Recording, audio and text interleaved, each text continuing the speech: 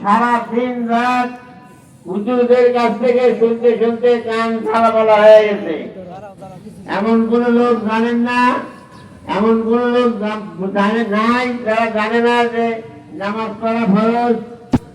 প্রতি ওয়াক্ত নামাজ কামাই দিলে ইচ্ছা করে একজন যদি ফরজ নামাজ কাজা দেয় ইচ্ছা করে, তাহলে সে আল্লাহর সাথে কুরবান তারিখের সালাত করা মুতাআম্মাদান ফাকাত কাফারা আও কামা কালা রাসূলুল্লাহ সাল্লাল্লাহু আলাইহি সাল্লাম।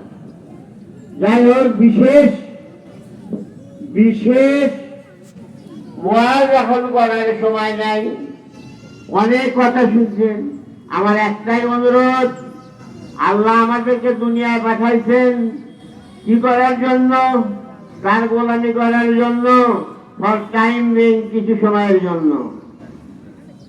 কাউকে 5 বছর, কাউকে 50 বছর, কাউকে 100 বছর, কেউ আমরা জানি না কখন আমরা দুনিয়ার থেকে চলে যাব। কিন্তু আমার যাওয়ার পরে কার কাছে যাবো, কোথায় যাব, এই কথাগুলো আপনি চিন্তা করে দেখুন। আল্লাহ যে উদ্দেশ্যে আমাকে আপনাকে সৃষ্টি করেছেন, তার বন্দেগী করার জন্য, তার কতটুকু করতে পেরেছি, কতটুকু করেছি। এই যে পবিত্র রমজান, এর মাহাত্ম্য সম্পর্কে অনেক শুনেছেন। কোন সুস্থ ব্যক্তি যে রমজান শরীফ পায়া নিজের গুনাহ থেকে পবিত্রতা লাভ করতে পারে নাই, আল্লাহ নবী বলছেন সে ধ্বংস হয়ে যায়, সে মূর্তি পাক যায়, তার প্রতি আমার কোনো আফসোস নাই। আল্লাহ মানুষকে এত ভালোবাসেন যে আমাকে আপনাকে বেহেশতে যাওয়ার জন্য কত সুযোগ দিচ্ছেন, যে কি জান নাই, কত সুযোগ দিচ্ছেন মানুষকে কষ্ট না দিয়া। আল্লাহ চাইছেন তার বান্দাকে বেহেশতে যাওয়ার জন্য বিভিন্ন ভাবে সুযোগ দিচ্ছেন। শুধু চাই আপনার নিয়ত খালেস করতে হবে, সবসময় মনে রাখতে হবে আল্লাহু হাজিরি, আল্লাহু নাজিরি, আল্লাহু মাই, আল্লাহু মাওজুদুন ফি কলবি। ওঠা বসা, চলাফেরা, হাঁটা বাটা, মাঠ ঘাট, অফিস আদালত, হাল খাতা, যেখানে আমি যাই জানতে হবে যে আল্লাহ আমাকে দেখতেছেন, আল্লাহ আমাকে সবসময় আমার দিকে নজর আছেন।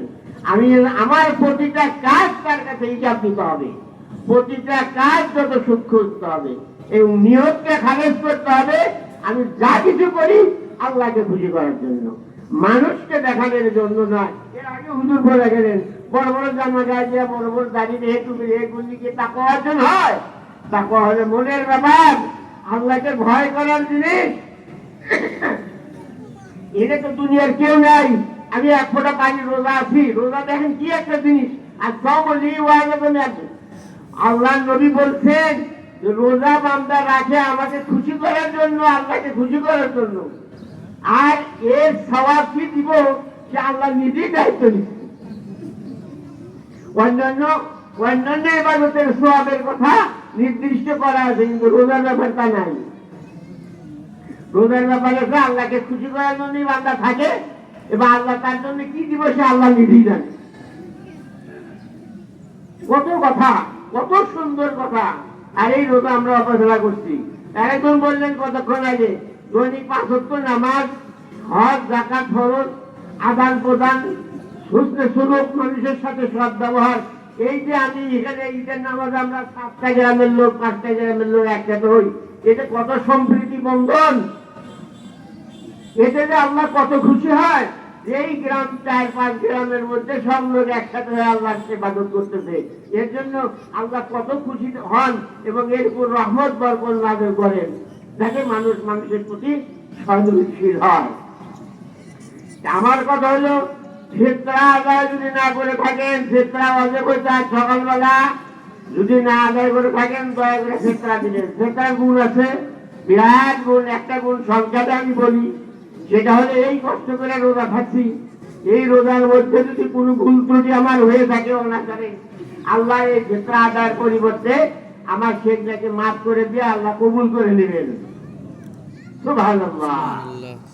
আর দ্বিতীয় কথা হলো যে আমার পাশের বাড়ি, আমার পাশের গ্রাম, আমার পাশের জায়গায় লোক গরিব মানুষ আছে, তাদের হাঁটি ফুটানোর জন্য আমি তাকে সাহায্য করলাম, 2 টাকা ছিল। একটা হলো আমি নিজে মাপ পেলাম, অন্যত আমার ভাইকে খুশি করলাম। হাদিসে আছে এই কথা, তা হলো তোমরা দান খরচ খরচা শুরু করো নিজের কাছ থেকে, নিজের আত্মীয়